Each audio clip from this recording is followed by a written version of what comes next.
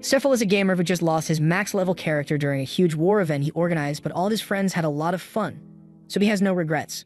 His war was apparently so popular that he ended up receiving an offer from the dev team of the game, and since he's excited to see what they have in store for him, he clicks accept without a second thought. However, he probably should have read the terms and conditions because a moment later he finds himself in a strange room with tons of people staring at him. And to make matters worse, his family jewels were missing too. He realizes he has somehow been placed in the body of his character, Lufez, and the people seem absolutely terrified of him, so he attempts to politely ask them what's going on. However, as soon as Lufez's mouth opens, an immense pressure fills the room, and everyone inside is pushed face down to the floor. Outwardly, Lufez is condescendingly asking the group if they normally taste the floor whenever they meet someone new, but inside, Sufil is just freaking out because he has no idea why all this is happening.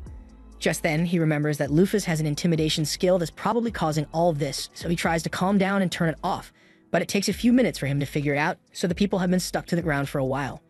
Once things finally go back to normal, Lufez walks up to one of the elves in the room and asks him for an explanation, to which he promptly faints out of fear, but she eventually gets the answers she's looking for. Long story short, 200 years have passed since she was sealed away and the demon lord is still alive, so in order to defeat him, the kingdom attempted to summon another hero, which is how Lufez ended up here. This means Sufil really was sucked into the game and he's honestly really excited about it, but he realizes it must be terrifying to be in his presence while he possesses Lufez's body, so he should probably leave soon before he gives someone a heart attack. Just then, Lufez speaks up, and she tells everyone that she understands their concern regarding her presence since she kind of nearly took over the world at one point, but she assures them that her conquering days are over, so they don't have to worry. Although, she also has no interest in becoming their new hero, so she says they can just forget about her and summon another one or something because she's not sticking around. The king asks her where she plans to go, so Lufez tells him that she's just going to spend some time appreciating this world for what it is, but she'd be willing to come back if the need arises. Lufez then takes off and Sufil somehow completely understands how Lufez's wings function, so he is able to use them without much issue.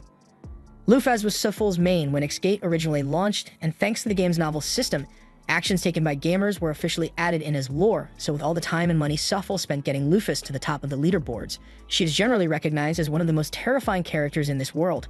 He could have stayed at the top of the leaderboards forever if he wanted, but that would have been way too boring, so instead he made a deal with all the game's top players at the time and had everyone split into the light and dark factions so they could have an all-out war. The war in question resulted in Lufez being sealed away in a subspace after her defeat, and while it was a lot of fun for Sufil, for this world it was reality, so Lufez is almost universally feared here for what she did. Mind you, the entire time Sifil and his friends were enacting their little war, they completely ignored the game's main objective of slaying the demon lord, so Orm is still alive and has been that way since Lufez was sealed, but that's not anywhere near the top of her priority list, so she'll deal with it later. Right now, she just wants to experience the game world that has now become a reality. Lufez's first stop is her old Maffel base of operations, and it is truly an impressive sight. Granted, it's a little rough around the edges after 200 years of collecting dust, but it's still amazing to see it in person. Lufez takes a seat on the throne and Sufil starts thinking about all the good times he's had with his friends in this place. He recalls how they have fun chatting about a bunch of nonsense all the time, but that he realizes that those discussions were all in a group chat, so why does he remember it as though he were there in person? Just then, Lufez notices someone approaching, which puts her on edge since the base should be empty, but when she takes a look, it turns out to be a blue-haired girl named Dinah. She is really excited to see Lufez since she has been waiting 2 centuries for her return, but Lufez has no idea who this chick is. Dinah is incredibly hurt to realize that Lufez forgot about her even though she was her most loyal advisor, but Lufez doesn't remember ever having a use for an advisor in the first place. However, now that he thinks about it, Sifil recalls that when he was building this base, he thought it would be cool to have an NPC in the background to make the place feel more alive, so he placed Dinah and just kind of left her there.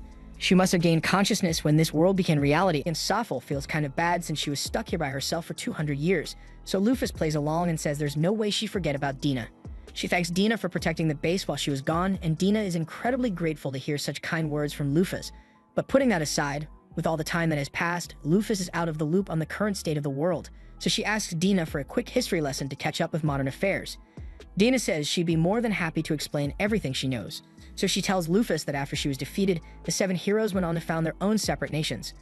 4 of them have already died due to natural causes in the past 200 years, but the 3 with longer lifespans are still around. Lufez can't help but wonder whether the heroes in this world are really still his friends or if they became NPCs, so he plans to pay them a visit sooner or later. Next, Dinah explains that the Demon King, Orm, is still alive, and that's mainly because the 7 heroes failed to defeat him after they sealed Lufez away.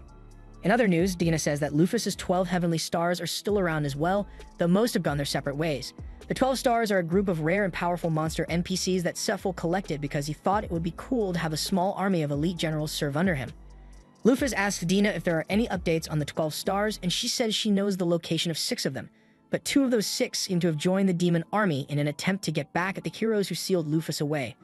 Lufus is a little disappointed to hear that some of her minions joined the demon army over her defeat, since the beef was never that deep, so she's going to have to chew them out once she finds those 2. With that aside, she's glad that she at least has something to do now. Her initial plan was to just go around exploring the world for fun and find out whether the 3 remaining heroes are players like her or not. But first she needs to go round up the 12 heavenly stars because she'd be responsible if any of them went around causing trouble for no reason. She asks Dina to give her the location of the first heavenly star, so she pulls up a map and points to a place called Svel. This is where one of the heroes has been living for the past few years, and the heavenly star, Eris, has been trying to invade it for months now. Now that she knows where to find Eris, she immediately starts heading out to find him, but Dina yells for her to come back because she can't just leave without making preparations. First of all, Lufus has no money on her, and Dina would have been willing to give her some. Inflation's a pain, and she's been waiting so long that all the money she had is practically worthless now. Lufus says she can just earn some more money along the way, but Dina tells her no one is going to want to do business with the legendary conqueror. Lufus argues that there's no way anyone would recognize her face after 200 years, but she is reminded that races like elves exist, and a bunch of them are bound to know who she is, especially since the kingdom has probably issued a public warning of her arrival. However, if Lufus wants to earn money, then Dina knows of a job she can do that doesn't require a background check: adventuring. To get started, Dina leads Lufus to the trade city of Ydalir, but she would draw too much attention with her dark wings exposed, so Lufus sticks them in her oversized cloak as a disguise. She hates how uncomfortable it is to walk around like this, but they don't really have much of a choice in this situation, so she'll just have to deal with it for now. Once they arrive at the Adventurers Guild, Lufus mentions that it feels nostalgic to be back in the den of misfits and degenerates, since according to her lore, she was an adventurer before she founded her Dark Nation. However, she soon realizes how weird it is that she feels a sense of nostalgia from this when it is technically her first time setting foot in the guild. Dina notices that Lufus seems lost in thought, so she asks her if something is wrong, but she just brushes it off and says they should go take a look at the job board. While they are searching the job board, Dina spots a job that pays 3,000 coins, and all they need to do is find a bunch of lost cats. Lufus agrees that it seems like a really good deal, but it'd take ages for them to actually find the cats, and she'd rather not spend a week on a side quest, so they keep looking. Just then, they find a nice hunting job that'll pay them 1,500 coins, and all they need to do is hunt a few orcs, so Lufus thinks it's perfect. Orcs have a 3% chance of dropping their meat upon death, and if you eat their meat, then your max health gets a boost, so she's going to do a little HP farming while they're out there. Later that day, the two arrive at the village where the request was made, and they speak to the village chief, a tired old man who just wants to end things once and for all. He explains that the orcs have been ravaging their village for a long time now, kidnapping their women, killing their men, and destroying everything they've built. He begs the two to get rid of them for the sake of this village, and Dina cheerfully assures him that he doesn't have to worry because Lufus will wipe those orcs out without a doubt, and he is really grateful for their help. With that said, they head out into the forest to track down the orc den, and before long they manage to find it with 2 orcs posted out front as lookouts, so Lufus starts getting ready to attack. Come to think of it, she hasn't actually checked her stat screen since she got here, so she pulls it up, and fortunately, she still has all of her max level abilities, so killing the orcs shouldn't be difficult. But she's not sure if she's mentally prepared for it, since killing these things on screen is completely different from killing them in real life. She activates one of her abilities and creates a dozen swords at her side before launching them straight at the orcs, and the resulting mess is absolutely disgusting, but for some reason, Lufus feels oddly calm about it. Moments later, the orc nest is alerted to the presence of an intruder, so they all rush out and surround Lufus within a few moments. They also have a really big orc as their leader, so any normal adventurer would be in trouble, but when they begin their attack to Lufus, they are all so slow that they look like they are barely moving. The difference is so great that she realizes that she probably won't even need to create any more swords to handle them, so she takes off and starts chopping the heads off the orcs at top speed. She's so fast that the orc leader has no idea what's going on. All he sees is the heads of his men flying off their bodies. She then stops and looks at the big guy just to say, "Hey, I just wiped out your entire squad. What are you gonna do about it?" It goes on a rampage trying to smash her into the ground, but it's way out of its league because Lufus is practically a walking calamity and he is just an obstacle in her way. No joke, all she did to the Orc King was slowly fist bump his head, and a second later, a gaping hole was punched through its head. So she's just way too strong. After Lufus is done with her massacre, Dina begins harvesting some of the orc corpses, and she is delighted to find out that this one still has its tenderloin intact. According to Dina, the vitality of an orc is stored in their tenderloin, and if it is undamaged, eating it transfers that vitality to the user. She offers to prepare some for Lufa's once they get back, so she creates a bunch of portals and stores the corpses away. Lufa's had no idea that Dina had an ability like this, but having teleportation will definitely come in handy eventually. But for now, it's time for them to rescue all the people who were kidnapped by the orcs. To Dina's surprise, after getting all the women out, she finds out that they all seem to be in perfect health. Lufa doesn't think it's all that strange since in the game's lore, orcs are actually really nice to ladies. They're just really ugly and have incredibly low charisma stats, so they don't even bother trying to riz anyone up and skip straight to kidnapping. Dina is shocked to hear this since she can't imagine such hideous monsters being gentlemen, but regardless of how they treated their captives, it doesn't change the fact that they still kidnapped the women in the first place. So Lufa creates a giant rock fist and smashes the cave to make sure there are no survivors. Dina asks Lufa if she would like her to erase the memories of the girls, since she would want them to have to recall the ugly faces of the orcs that kidnapped them. But Lufa's genuine reaction is, why did you just casually suggest memory wiping like it's a normal thing to do? She asks Dina if it's really possible for her to wipe someone's memories, and she responds saying it's really easy.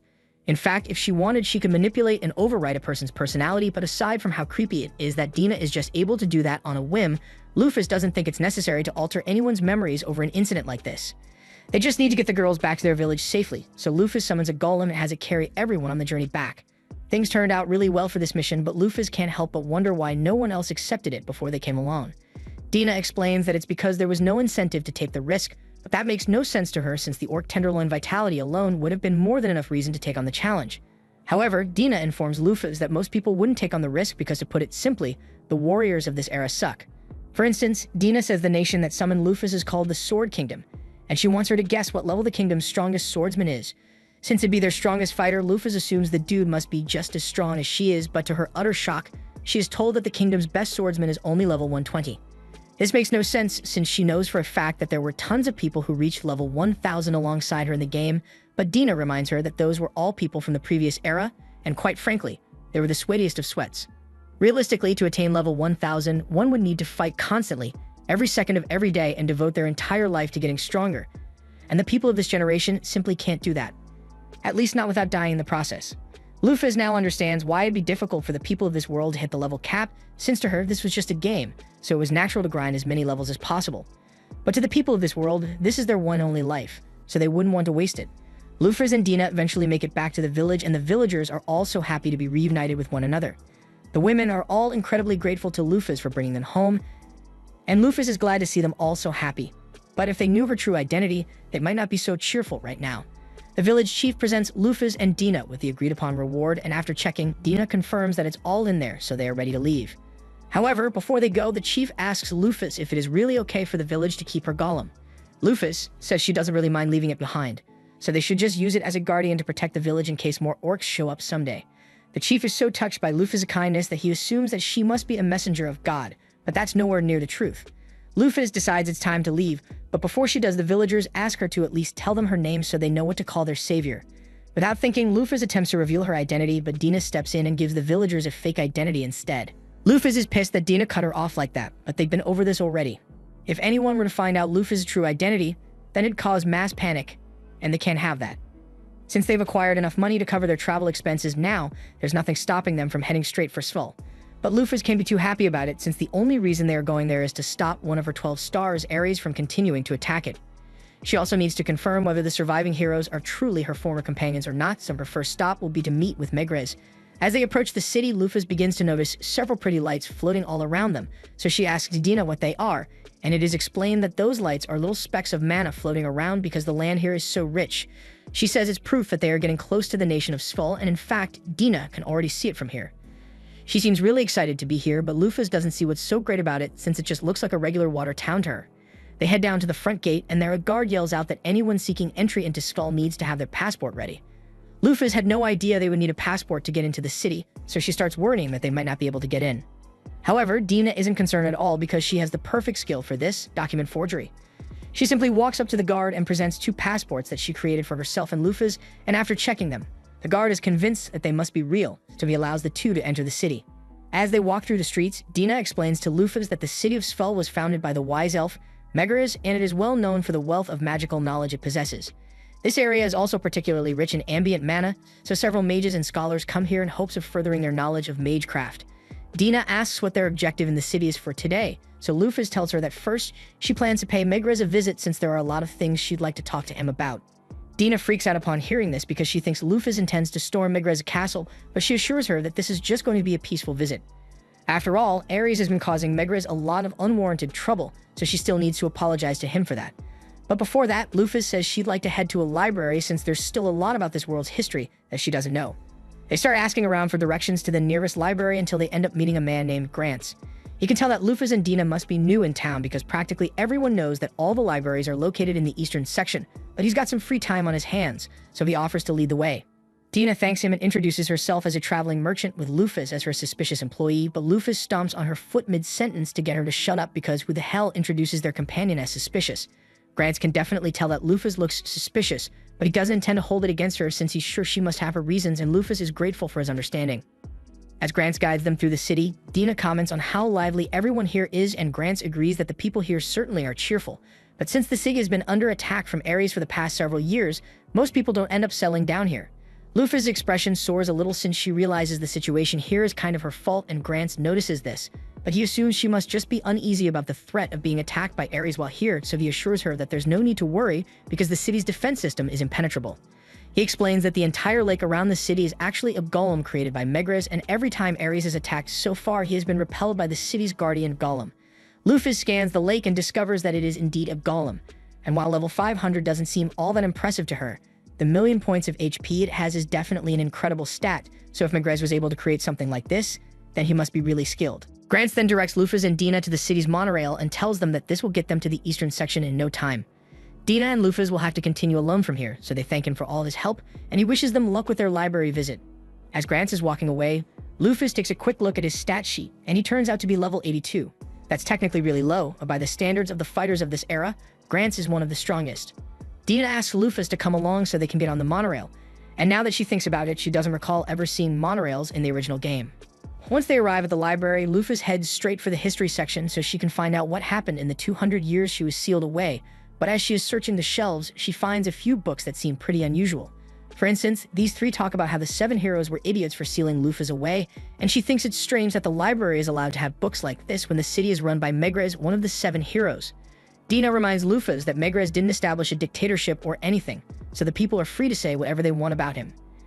And it's not so much that they dislike the 7 heroes, but rather the people don't actually think Lufus was evil in the first place. While people were certainly terrified of her at the time, over the past 200 years that fear has been forgotten, and some people started to realize that Lufus' rule wasn't actually that bad. According to one of the history books, Lufus was a mysterious Blackwing that showed up out of nowhere and united the world under her rule in the blink of an eye 200 years ago. Though she was strict, she was not a tyrant. So many were actually better off under her rule, but humanity ended up rejecting her reign and sealed her away to take back their autonomy. This by itself wouldn't have been an issue, but the only thing keeping the demons at bay that entire time was the threat of Lufus and her 12 stars. So once she was sealed away, the demon army took advantage of the situation and rose to destroy humanity. Naturally, the heroes tried to stop them, but their power fell short and they ended up being defeated. Since then, a lot of the land belonging to humanity has slowly been taken over by the demons, and now they are on the verge of being wiped out altogether. Lufus starts internally freaking out after hearing that because she had no idea the world was on the verge of destruction. That war she started was just meant to be a fun event between players, but no one warned her that her decision would plunge the world into such a dire situation. The library trip has helped Lufus realize what she needs to do, so she tells Dina that they need to go find Ares immediately. However, moments later, the entire city begins to rock as a massive earthquake shakes the foundation. An alarm is immediately raised, and all mercenaries available are called to the borders to prepare for an imminent attack.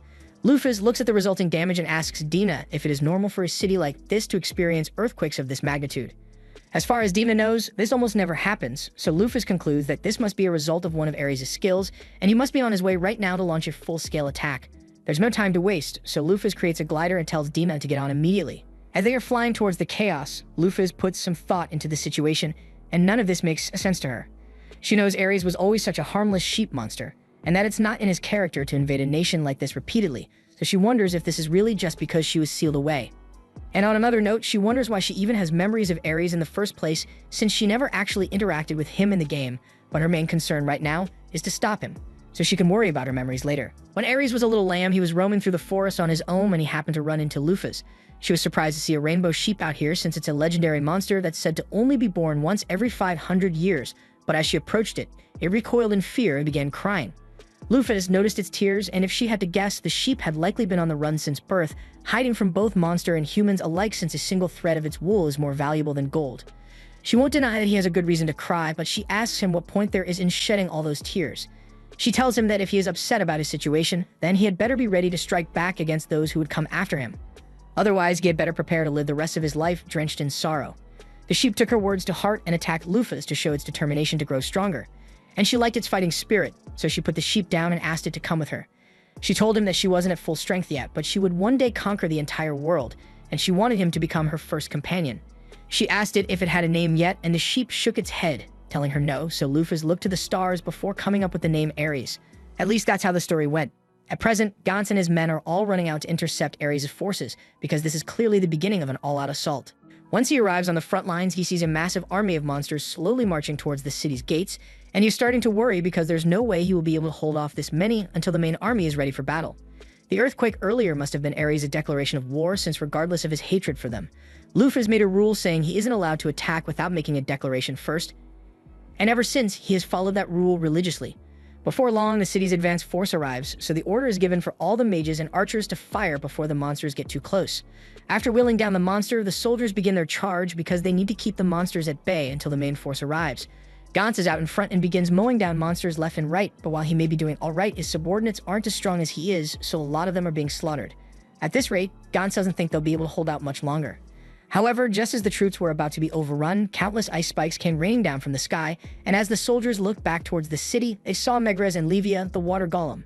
They are all relieved that their guardian deity has arrived, and Megrez tells them they can all stand back now because Livia will handle the rest. He then gives Livia the order to attack, and within moments, dozens of monster forces are annihilated in one go. Meanwhile, Lufus has been watching the battle unfold from a distance, and she had planned to step in if the situation became dire. But with Livia and Megrez on the scene, it doesn't look like her help will be needed after all.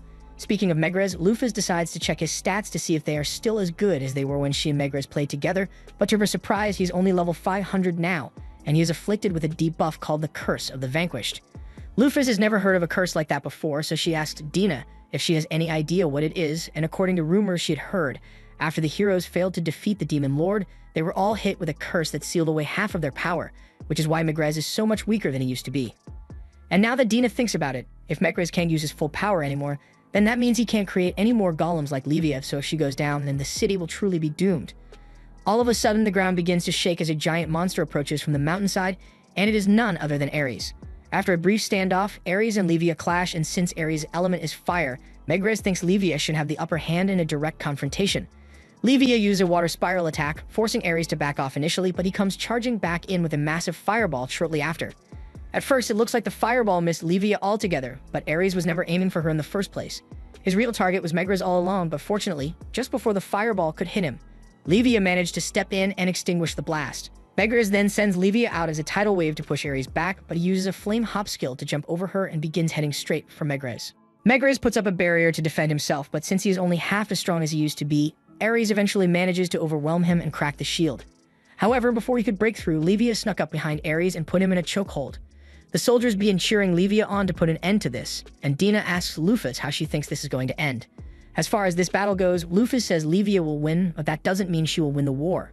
A lot of Livia's HP has been drained from tanking all of Ares' attacks, and it's likely that this was Ares' goal from the very beginning. He knew he wouldn't be able to beat Livia in a one-on-one battle, so he planned to whittle her health down with constant attacks and retreat so he can attack again in the future. Lufus is impressed that Ares was able to think logically enough to figure out that Livia can't pursue him once he retreats, so a constant barrage of periodic invasions would guarantee his eventual victory. However, Lufus can't let his plan go any further than this, since it would be dangerous if he actually destroyed Livia, so she will have to deal with him herself. She grabs Dina and jumps down onto the battlefield. And just as Ares is about to launch another powerful blast, Lufus kicks him across the mountain range. Everyone is in utter disbelief when they see the terrifying monster sent flying in an instant, and Megrez is left wondering who on earth could possess such power. But even though Lufus is still concealing her identity, as soon as he hears the way she speaks, he kind of figures it out. Lufus doesn't want to confirm or deny anything yet, so she tells Megrez that she will handle Ares on her own, and afterwards, she will be back to have a discussion with him. However, before she leaves, Megrez tells her that there's someone behind the scenes manipulating Ares' thirst for revenge, so she should be careful. The warning is coming from an old friend, so Lufus says she'll keep it in mind, and then she flies off to confront Ares. Once she arrives in front of him, Ares asks who she is, and this comes as a surprise since when she played the game, Ares only ever made sheep noises, so she had no idea that he could actually speak. That aside, since Ares doesn't seem to recognize her, she activates her intimidation skill, and as soon as Ares feels the terrifying pressure coming off her, he is reminded of his master. However, even though she's standing right in front of him, Ares still refuses to believe it's her because he is sure Lufus died a long time ago. Lufus still isn't sure whether she counts as the original since she was technically reincarnated, but regardless, this is definitely the body of Lufus Mathal. She doesn't want to waste time trying to convince Ares with words, so she tells him that if he truly does not believe that it's her, then he is free to come test her strength for himself. And as an added courtesy, she promises not to hurt him too much.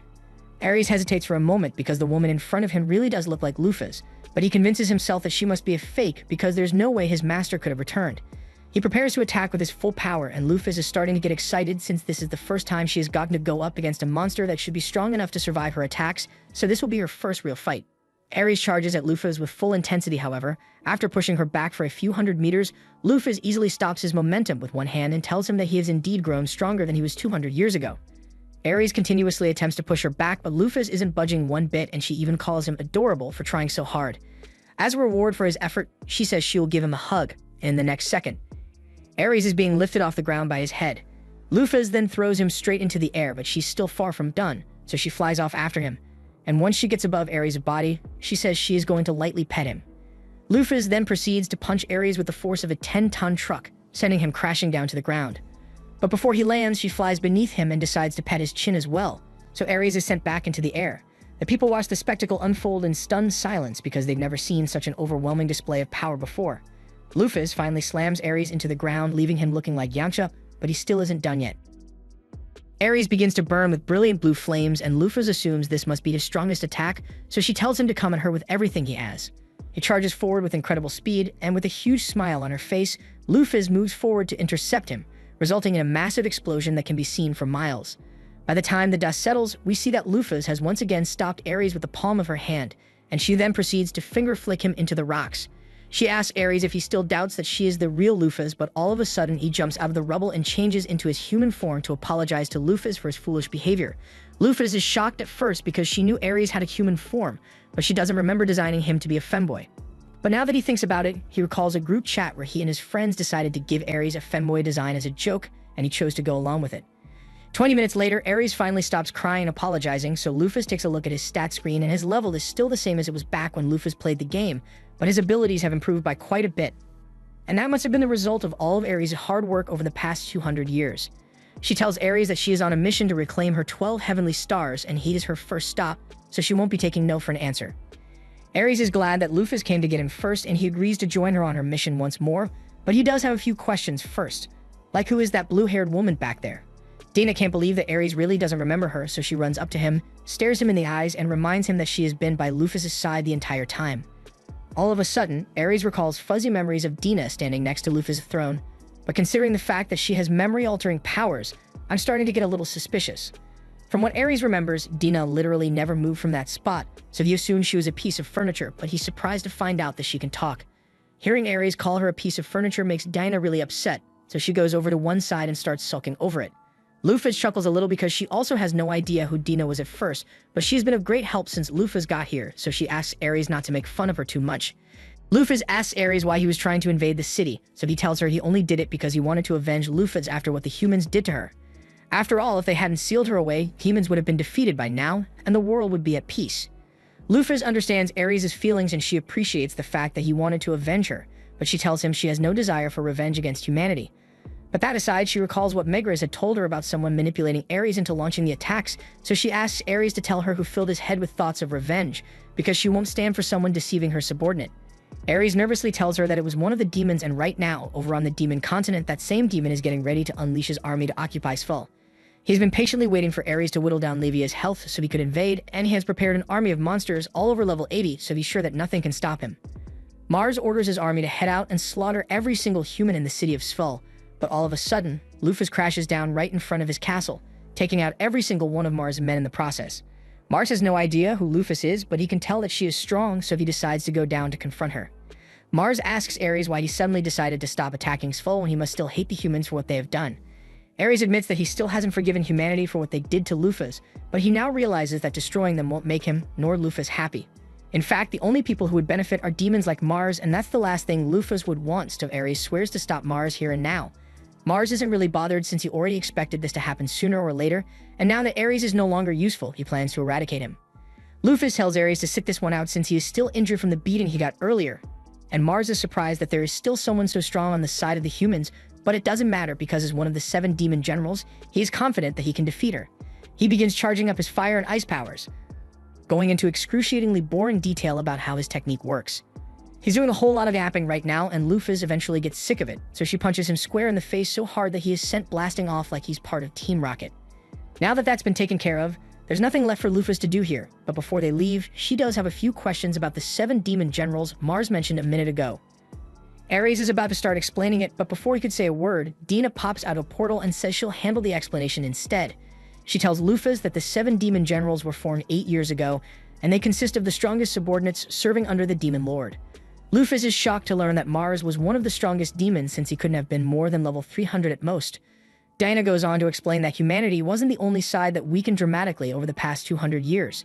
While it's true that the heroes were all cursed and have since grown incredibly weak, they took out almost all of the demon lord's truly powerful subordinates, so the only ones left who are on Luffus' level are the demon lord himself and his son.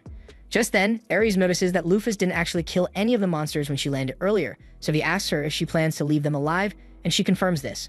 She doesn't think it's right to kill the monsters since they haven't actually done anything wrong, but Dina asks her if she's sure she wants to spare them, since they might end up hurting people if they are left alone. Luffus already thought of a brilliant solution for this, so she uses her power to subjugate all the monsters in the area and bring them under her control. Dina asks her if she intends to bring all the monsters back with them, but Luffus doesn't want to have to take care of all of these monsters, so instead she issues a command and tells all of them to return to their natural habitats and to avoid attacking humans without a good reason. The monsters all begin to wander off, and now they should be able to live out the rest of their lives in peace, so Luffus is happy and her business here is officially done. Afterwards, Luffus heads back to the city of Svel to meet with Megrez and give him an update on the situation. She tells him that she has gotten Ares under control, and she has also defeated the demon general who was behind the whole thing in the first place. Megrez is relieved that it's finally over, but he asks what happened to all the monsters currently under Mars' control. Luffus informs him that she placed all of them under her command, so they won't be a problem, and after hearing of everything Luffus has done, he is certain of her identity. He asks her to come with him for a moment because he would like to discuss things in private, but Safel hesitates for a moment because the anticipation is killing him. The player who used Megrez in the game was a top ranker who played with him all the time, and they were really good friends, so he hopes the Megrez in front of him is the same one as back then. As Megrez returns to the castle, several of the nobles of Seville gather around him and begin talking about how worried they were about him. They all say he needs to be more careful since if the city were to lose him or Levia, there would be no hope of defending against invaders. However, Dina can tell that there's no real sincerity or concern for Megrez behind their words. Megrez rolls past them with a look of resignation on his face, and when Luffus catches up to him, he says he knows she must be appalled by what she just saw. That was meant to be the upper echelon whose job it is to protect the people of the city, but they are only concerned with protecting themselves by sucking up to Megrez. He leads Luffus and the others to his office and he assures her that there is no surveillance equipment here, so she is free to show her full form here. Luffus obliges and spreads her wing, allowing Megrez to confirm that it really is her, but to Luffus' disappointment, the look on Megrez's face is one of sheer terror, so he must not have any memories of being a player. She is disappointed because this means she might truly be alone in this world after all, but Megrez interprets her expression to mean that she is disappointed with his current state. He tells her that a lot can change over 200 years. People can grow stronger or weaker, and in Megrez's case, he has grown far weaker than he used to be. He asks Luffus if she has come back to take revenge on them for sealing her away, but she tells Megrez that the fact that she returned is purely a coincidence. The humans were simply trying to summon a hero and accidentally summoned her instead. Luffus is starting to wonder what's wrong with this world's Megrez, since if he isn't a player, then shouldn't he be opposed to Luffus, at least according to the lore she has heard of so far. Just then, she realizes that Megrez must feel guilty for what happened, since if he and the other heroes hadn't sealed Luffus away, then the demons would have been defeated long ago. Being adored as a hero when he blames himself for the downfall of humanity must be eating away at him, so he's been looking for a way to punish himself for his part in all this. Luffus tells Megrez there is no point in beating himself up over what happened in the past, because the truth of the matter is that he defeated a powerful foe, so he should take pride in that and continue forward on the path he thinks is right. Megrez can't believe Luffus is being so kind to him, so he asks her why she doesn't resent him. She was on the verge of achieving her goal of unification, and they betrayed her. That does sound like something that would be hard to forgive, but as far as Safel is concerned, he holds no hatred or resentment towards Megrez because the battle only took place in the game, so he never got to experience it. He has no idea how Lufus felt about it at the time, but he wants to give an appropriate response, so she tells Megrez that if he and the others chose to rise up against her rule, then it was her own fault for being an inadequate ruler. Megrez tries to argue that he still deserves to pay for what he did, but then he looks up and sees Lufus's face of genuine forgiveness as she tells him he needs to stop blaming himself. Regardless of what happened, he is the hero of this country, so he needs to stand proud. Megrez gets her point, but she could have phrased it better since considering the wheelchair. He won't be doing much standing. Megrez has a lore flashback to the old days when Lufus and Olith were still best friends, and he's reminded of how much fun he used to have back then, so he promises to take Lufus' advice. Afterwards, Lufus uses her magic to restore Livia's lost HP, and Megrez thanks her for the help since in his current state, he wouldn't have been able to do that on his own. Livia then returns to the water, and Lufus apologizes for the trouble Ares caused, but Ares still has a grudge against Megrez, so he says he won't apologize. Megrez asks Lufus what she plans to do now, so she tells him she will continue traveling the continent until she has reclaimed all her 12 stars. And Dina tells Lufus that the next one up on the list is Libra, the guard of the Black-Winged Grave. Lufus asks what the Grave of the Black-Winged is, so Dina explains that after she was sealed, all the people who looked up to her worked together to build the world's largest structure as a memorial to Lufus. And at the very top, all of Lufus' old treasures and loot have been stored, with Libra acting as a guard to protect it from grave robbers. Lufus asks why people would be dumb enough to risk fighting Libra just to rob a grave, so Megrez informs her that people's levels aren't the only thing that has declined. Weapons have also gotten much worse. Many of the legendary weapons that used to exist were lost in the battle against the Demon Lord, so the only ones left are those that sit in Lufus' grave. Humanity has desperately been trying to get its hands on those weapons to help in the fight against the demon army, but thanks to Libra, all attempts have ended in brutal failure. Lufus understands how frustrating it must have been for Megrez, but unlike Ares, it doesn't seem like Libra is actually doing anything wrong. She's just expressing her loyalty by guarding the grave of her master, and Megrez sees Lufus' point, but he does have a request he'd like to make. After Lufus has retrieved Libra and reclaimed her treasures, he asks her to please leave behind anything she doesn't intend to use, since it would be a huge help to him. Lufus says she's fine with that, so she and the others prepare to leave, but before they go, Megrez says he has something to give her. He may be weakened, but he still has a fair bit of powerful magic, so he uses a spell to hide Lufus' wings so she doesn't have to keep covering them with her cloak all the time to keep her identity secret. He also gets her a new outfit, and Lufus is really grateful since this is much easier to move around in. On their way out, Lufus goes to find Gauntz outside the city, and he is a bit confused at first because he doesn't understand why such a pretty lady would be talking to him. But then Lufus takes off her glasses to show him that she's the person he helped earlier today. Gauntz is stunned because he had no idea she was this beautiful this entire time. She tells him she came to say goodbye and to thank him for all his help, so Gauntz wishes her safe travels on her journey, but before she leaves, he has one final question. He's about to ask her if she is the same Lufus from the legends, but he suddenly stops himself and tells her to forget he said anything because there's no way that could be the case. Meanwhile, elsewhere, Mars has just crash-landed in a forest, and while he was flying through the air, he came to the realization that the only person capable of hitting him so hard would be Lufus Mafal, but if she's really back, then all his plans will go to waste. Just then, a woman walks up to Mars and she tells him that his role is over, so it's time for him to disappear like the pathetic puppet he is. With a snap of her fingers, Mars is erased from existence. And the one responsible is this woman, who looks an awful lot like Lufus. The next stop for Lufus is to pick up Libra, but the grave is over 500 kilometers away, so Dina asks Lufus to create a golem to give them a ride there. That would be possible, but Lufus says it would be quicker for Dina to just teleport them there since she has teleportation magic at her disposal. Dina sighs and tells Lufus that teleportation magic is primarily for personal use, and while it is possible for her to transport other people, she needs to have their consent, and if there's even a hint of unconscious refusal, the teleportation magic can have all sorts of unintended effects, so she'd rather avoid risking it. Plus, she was looking forward to having a pleasant road trip, so she asks Lufus to include a bath and a place to sleep when she's making the golem so they won't have to come outdoors at night. Lufus has never heard of a golem like that before, but Ares seems really excited about it, so she agrees to try making one. She waves her hand and begins the golem forming process, eventually creating an RV, and then she uses a few logs from the forest to create some furniture. Dina is happy that they will have comfortable beds for the trip, but she asks Lufus if she could make some soft bedding for them as well. Lufus looks around for some materials to use for the covers, but then she remembers that Ares is a sheep, and I'm sure you know what happened next. Anyway, the RV is finally complete, but Dina reminds Lufus that she hasn't given it a name yet, so Lufus thinks for a moment and decides to call it Tanaka. It even comes with its own promotional ad for some reason. After traveling for some time, it gets dark, so Dina suggests they should stop and set up camp for the night, to which Lufus agrees. However, as soon as they step outside, Dina smells something nearby, so she goes to investigate and discovers a natural warm spring behind some bushes. She gets really excited because she has been dying to take a bath, but Lufus doesn't see what all the fuss is about since the RV already comes with a bath built in, but Dina says experiencing a natural warm spring is way better. She grabs Ares' hand and starts leading him to the spring so they can get in right away, But then he reminds her that despite appearances, he is still a guy, so he will wait over there until it's his turn. Hearing him say that reminds Lufus that despite appearances, she is still mentally a guy as well, and the idea of bathing with Dina is probably going to be uncomfortable, but she can't exactly explain the real situation to her, so she decides to just stand by some trees and face away until Dina has gotten undressed and submerged herself in the water. Once Dina is in the water, she lets out a huge sigh because there's nothing better than soaking in an open-air spring after a long day of travel. She asks Lufus to get in as well, and Lufus briefly considers making an excuse to avoid it, but there's no point, so she does as Dina requested and undresses so she can get in the bath. However, before she could step in, Dina reminds Lufus that it is poor etiquette to get in the water without tying up your hair since it would leave loose hair strands all over the place, and then no one else would want to use it. Lufus agrees that she should probably tie her hair up, so Dina offers to do it for her and prepares to get out to help. However, she isn't wearing a towel, and Lufus doesn't think it'd be right to look at Dina's body, so she says Dina should stay where she is and she'll meet her there. After Lufus gets in the water, Dina helps tie her hair up to prevent any loose strands from getting in the water. However, there's not much they can do about Lufus' feathers since they tend to molt when placed in hot water. Lufus apologizes for the stray feathers, but Dina says it's nothing to worry about, and Lufus barely ever gets a chance to spread her wings like this anyway, so she should enjoy the experience while it lasts.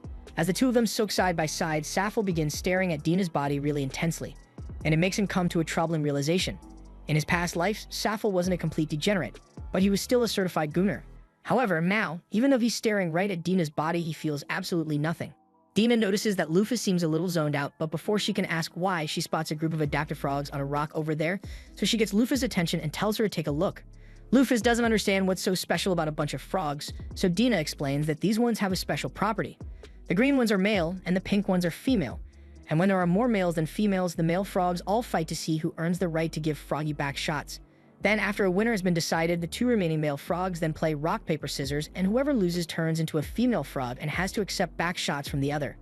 Safel briefly wonders whether turning into Lufus has changed his preferences as well, but there's no way he's ever letting himself take back shots, so he immediately dismisses the thought. Dina notices that Lufus seems a bit stressed, so she asks her what's wrong, but Lufus says it's nothing and suggests they should get out of the spring now. A few minutes later, they both return to the RV and tell Aries that he's free to use the warm spring now, so he comes out in his towel and ties his head up before heading out for a soak. The next day, the group arrives at Lufus' grave and she is shocked by how massive it is, but also by the fact that there's a whole city around it for some reason. Dina explains that since so many adventurers kept trying to loot the grave to get some of Lufus' valuables, merchants began gathering here in hopes of making a profit by selling them equipment. And from there, more and more people kept showing up until a whole village was formed, and now Lufus' grave is pretty much a tourist site.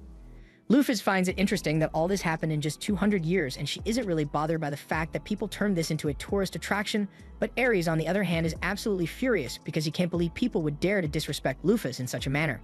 He says he is prepared to lay waste to this place immediately, but Lufus tells him to simmer down because she doesn't want anyone to die for no reason. For now, she suggests they should head into the grave immediately, but as they are approaching the entrance, they end up running into a group of adventurers who look like they are pretty worried. Apparently, a reconnaissance squad was sent into the grave 2 months ago to map out a new area, but they haven't returned for their scheduled check-in, so they are starting to worry that something might have happened to them. Hearing this makes Lufus even more eager to get in and find Libra as soon as possible, because she doesn't want anyone else to risk their lives in this place. The adventurers notice Lufus heading inside and warn her that she really shouldn't head inside right now. Whatever is going on in there, the fact that their reconnaissance team made up of 50 of the strongest adventurers in the nation went missing means a party of 3 would stand no chance in there. Lufus thanks them for their concern, but she assures them that she is more than capable of handling whatever is inside. Lufus and the others then walk into the dungeon, but as they make their way through the tunnels, Aries suddenly stops because he senses something approaching. Soon after, one of the golems Lufus mass-produced for the battle 200 years ago walks out of the darkness, and Dina explains that there were apparently a lot left over after Lufus was sealed away, so they have been wandering the gravesite ever since and take out any intruders they find. However, she says there's no need to worry since she doesn't sense any hostile intention from the golem.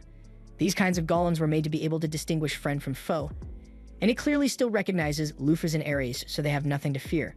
But when it comes to Dina, on the other hand, the golem immediately starts attacking her. Aries and Lufus assume the golem must not remember Dina since neither of them remembered her at first either, but Lufus doesn't want to let Dina get squished, so she decides to destroy the golem. However, before she could do so, the party of adventurers from earlier shows up, and they jump in to save her. Their party name is Hawkeye, and they followed Lufus and the others in here because they were worried that they might get hurt. They are pretty well coordinated with their attacks, so they are doing well keeping it busy, but since the golem is level 150 and their levels are barely pushing 50 at all, they aren't able to do much damage to it.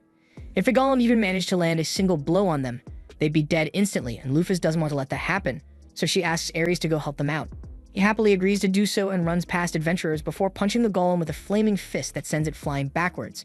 That was enough to take it out for good, so once the dust settles, the leader Jan goes up to Ares and excitedly asks him how he managed to perform an attack like that.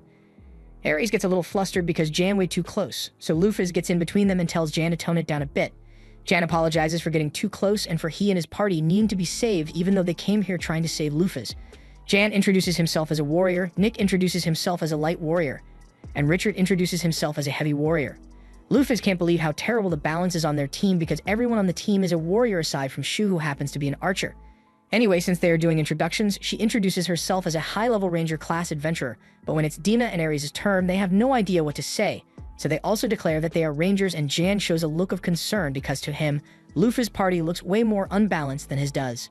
Jan offers to accompany Lufus' party to provide support, and Lufus is about to turn him down, but before she could say anything, Dina chimes in and says she'd love to have the extra help. Jan and the others are glad to hear it, so they start walking down the hallway, and with a cherry face, Dina explains to Lufus that they use the adventurers to make things easier for themselves, at least until one of them falls into a trap and dies or something, and hearing Dina stay with a smile on her face makes Lufus realize that she's a bit of a psychopath. However, there's no real harm in letting the party stick around since they seem like nice people, so Lufus decides to just support them as much as possible without drawing too much suspicion, at least until they get to the top and find Libra. Meanwhile, at the top of the pyramid, the reconnaissance party that went missing months ago has finally made it up the long staircase, and they swear to themselves that no matter what, they will obtain the treasury of weapons for the sake of humanity and their fallen comrades. However, as they arrive at the top floor, they are confronted by Libra, and she immediately orders them to leave this room within 10 seconds, otherwise she will eliminate them. The adventurers try reasoning with Libra because they really need those weapons to fight the demons, but she couldn't care less about their reason, and once the countdown reaches 0, she activates the Brachium program, sealing the adventurers in a bubble with her so they can be killed.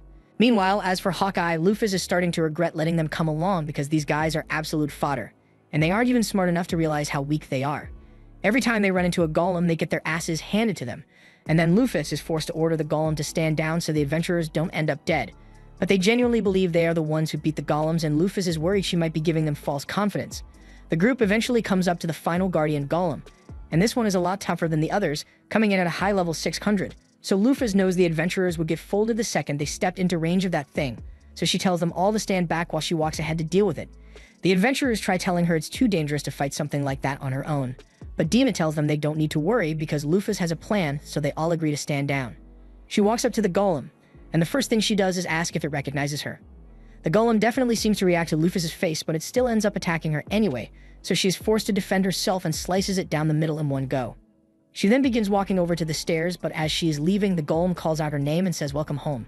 Lufus thanks it for working hard to protect this place for the past 200 years, but its assignment is now over, so it can finally rest, and the golem seems glad to be relieved of its duty, so it powers down for good. After that, she starts heading up the stairs to confront Libra, but the adventurers tell her to stop because they think it's way too risky to face Libra on her own, so they want to go with her. However, Lufus is done babysitting them, so she makes it clear that they'd die almost instantly if Libra chose to attack them, so they wouldn't stand a chance of leaving here alive. The adventurers can't argue with that, but before Lufus leaves, they ask her who she really is. They are well aware that they aren't the brightest bunch, but it doesn't take a genius to figure out that the only reason they've made it this far is because Lufus kept stepping in to save them. And there's also the fact that she was able to destroy one of the golems with a single strike, so there's no way she's really just a ranger.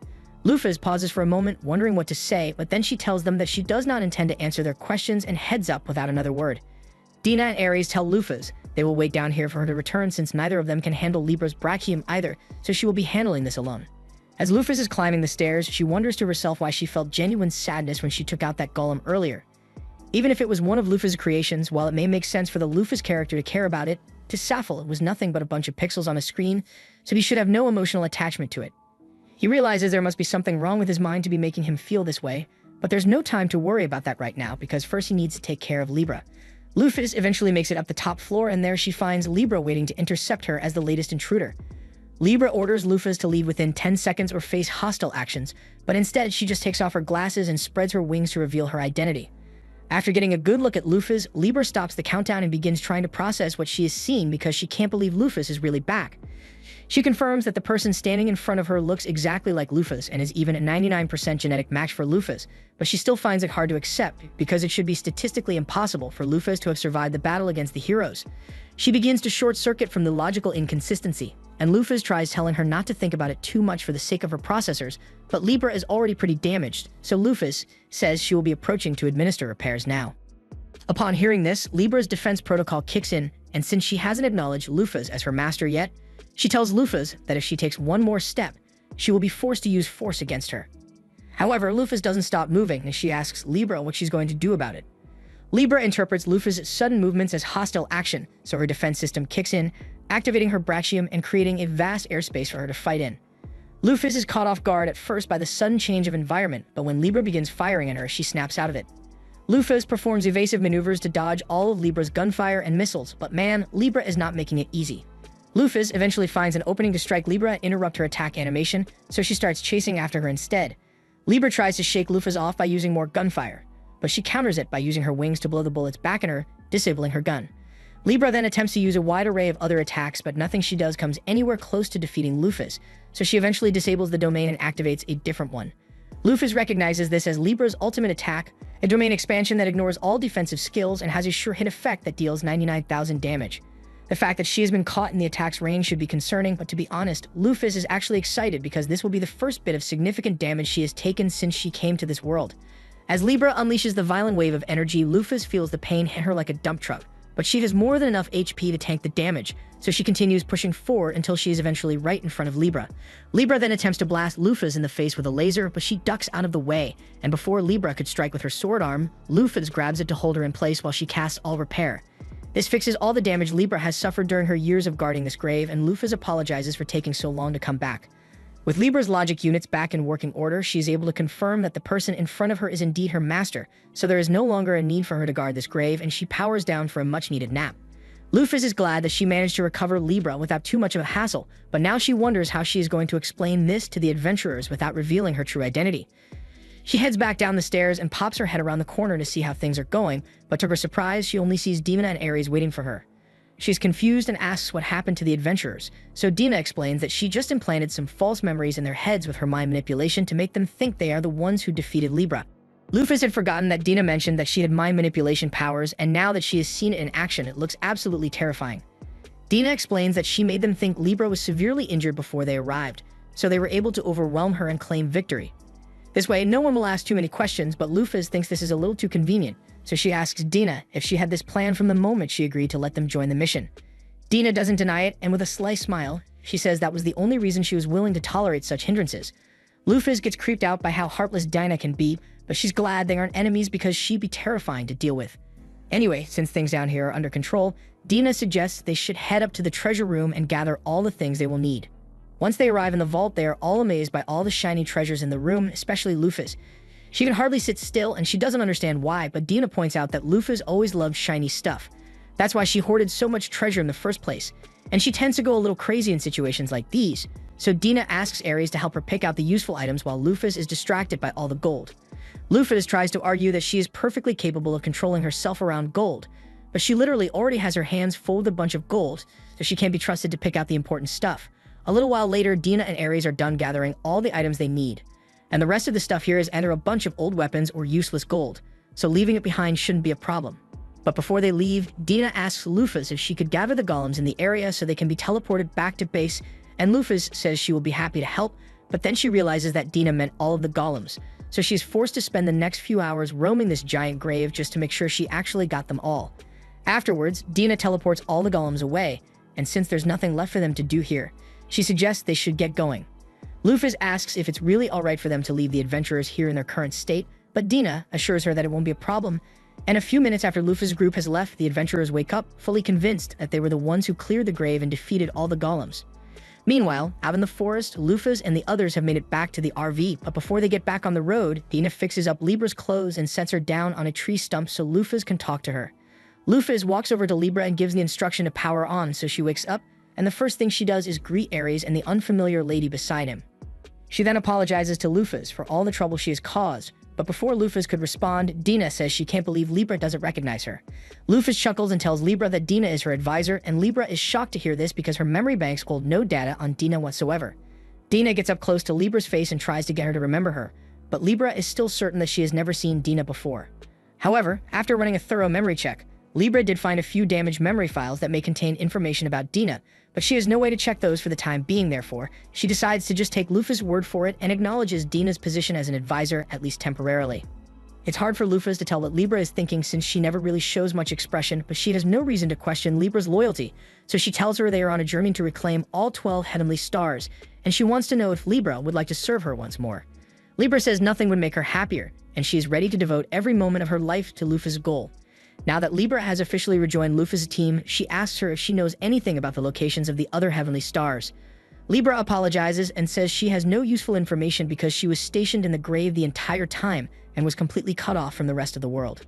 In that case, Lufa turns to Dina and asks if she knows anything, and Dina happily explains that roughly 2,000 kilometers from here, there is a small village at the base of a mountain where Parthenos secretly lives.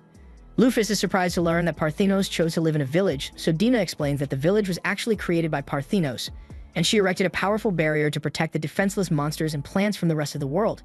Lufa is relieved that Parthenos didn't go causing trouble for people, but then Dina mentions that the mountain where the village was built used to be Lufa's homeland, and Parthenos actually drove out all of the Heaven Wing that lived there, creating an uninhabitable zone to keep them out, and Lufa is disappointed again. On the ride back home, Lufa was having a flashback to her time as Sappho, but all of a sudden she is woken up by Dina placing a hand on her shoulder. Dina asks her what happened, so Lufa explains that she was just having a dream that seemed rather important, but for some reason she can't remember what it was about. She decides to just focus on her current mission, so she asks Dina how much longer it will be before they get to their destination. They've been driving for a while now, so it shouldn't take much longer, but Ares has a few questions. Like if Parthenos drove all the other Heaven Winged out of Vanaheim, then where did they go? Dina explains that the Heaven Winged are currently living in Galahorn, which was founded by one of the 7 heroes, Merak, the Sky King. Lufa gets the feeling that she won't get along well with the rest of the Heaven Winged given her character backstory. But if Merak is there, she needs to check if he remembers something from the time they played the game together. By nightfall, the group arrives outside the city of Galahorn, and since all the buildings were constructed around the cliff face, walking around it is bound to be a nightmare. Ares wonders why it is so plainly segregated into black and white sides, so Dina explains that the nation is suffering some civil turmoil and has split itself into 2 factions. Lufa asks what she means by that, so Dina explains that the Heaven Winged who have wings of pure white think they are better than everyone else, and it caused a huge civil uproar among the rest of the people. Lufa asks why Merak hasn't calmed things down already, so Dina explains that Merak is trying to maintain neutrality to stop the fighting on both sides, but he hasn't been able to control them. Ares recalls that the persecution of the Dark Wind was prohibited during Lufa's reign, which Lufa finds odd since she doesn't have any memories of issuing such an order. Dina goes on to explain that once Lufa was gone, the White Winged used the opportunity to claim superiority over the Dark Winged, and the Dark Winged fought back, which is why we have been fighting for the past 200 years. Lufa feels like this was kind of her fault, so she plans to do something about it, but since the average lifespan of a Heaven Winged is over 1,000 years, many of them must have personally met Lufa 200 years ago, so they are bound to recognize her face if she goes into town like this. She decides to cover her face with her cloak to make sure no one recognizes her. When it's finally time to climb up the stairs, they all realize it's going to be a real hassle getting up there since the city was built for people who can fly. Ares really isn't looking forward to all the walking he's going to have to do, but Libra tells him there's no need to worry because she has the perfect solution in mind.